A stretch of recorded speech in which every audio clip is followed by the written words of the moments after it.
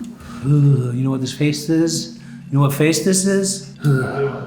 It's me trying to hide the opium-looking eyes. Just kidding. So check this out. Did you know that if you eat a poppy bagel, you can pop dirty for opium? What is opium? So let's talk about this. So opium has been around for centuries. It originated in China, and there has been wars over it. Right now, Afghanistan pumps a bunch of opium all across the world. My experience with opium on a personal level is that when I was a lot younger, there was a lot of hippies around. Like the Grateful Dead were in town, they would come in town, and people would often talk about opium and how they would lace things like marijuana or cigarettes with opium. So when I would try it back then, I didn't even know what it was. I thought it's just another drug, right?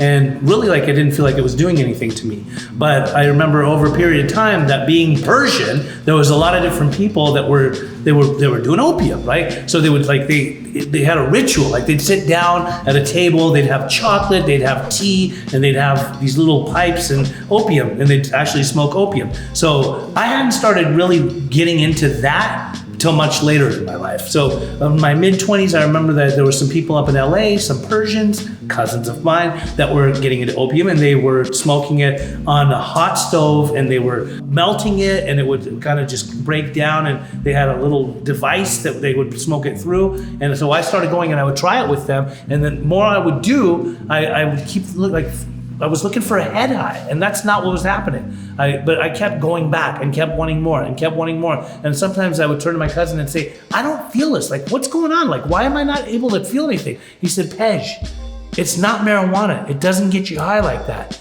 Opium's a whole different animal. I'm like, what do you mean? He said, it's a body high. I'm like, well, my body doesn't feel anything. Then I kept going back and I kept going back. Every day I found myself going back and going back and going back. Finally, there was one day I couldn't get out of bed. And I remember calling him and saying, what's going on with me? I'm falling apart. What's wrong? Well, I feel like I'm shaking, I'm shivering, my body's really cold, but I also am sweating, all in the same. And I keep going to the bathroom and I keep on throwing up, and my bones are hurting. My bones are hurting really bad. What's wrong? And he goes, Pej, you're withdrawing from the opium. You're addicted to it. Your body is depending on it. I'm like, this is horrible. I don't want this. I never thought that I would actually feel this way. This is the worse than any flu I've ever had, right? Worse than any sickness I've ever had. It was a full-on painful, excruciatingly painful body pain, to the point where I didn't never want to do it again. So what happened was I put that aside and started doing other drugs. Throughout my life, I would see certain people that were heroin addicts, and I hadn't really ever researched it until getting sober. When I got sober, I realized that heroin comes from opium. Opium is the base plant. It's a poppy plant. It's grown in farms. It's grown on large agricultural fields.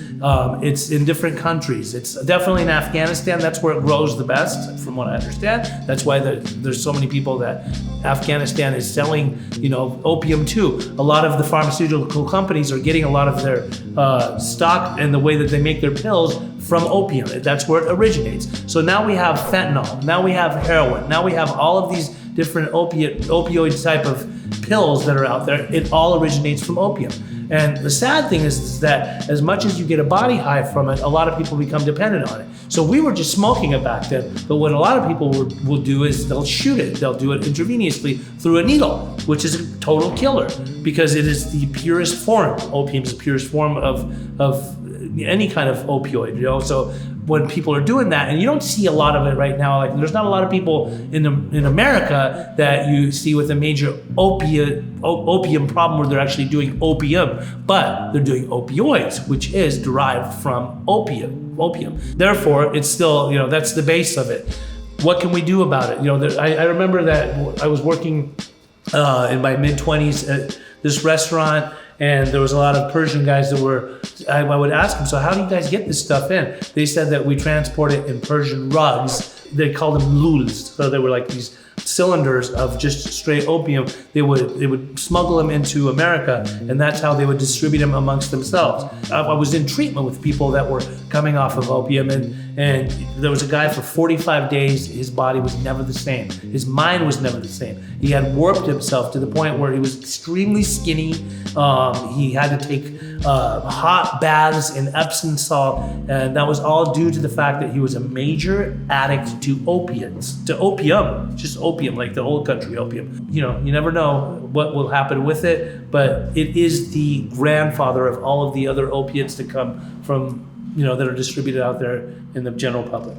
If somebody comes into treatment from opium addiction, the detox process is they're probably going to be in detox for anywhere from 3 to 7 to 10 days. It's sort of just like a heroin or fentanyl detox. There's just going to be a taper. Usually they'll get them on Suboxone, and you know, there's a lot of time where they have to actually get it out of their body and make sure that a proper detox is had. It's not easy to get off of opium just on your own. It's literally impossible. If you found this video helpful and educational, go ahead and hit that link right up there.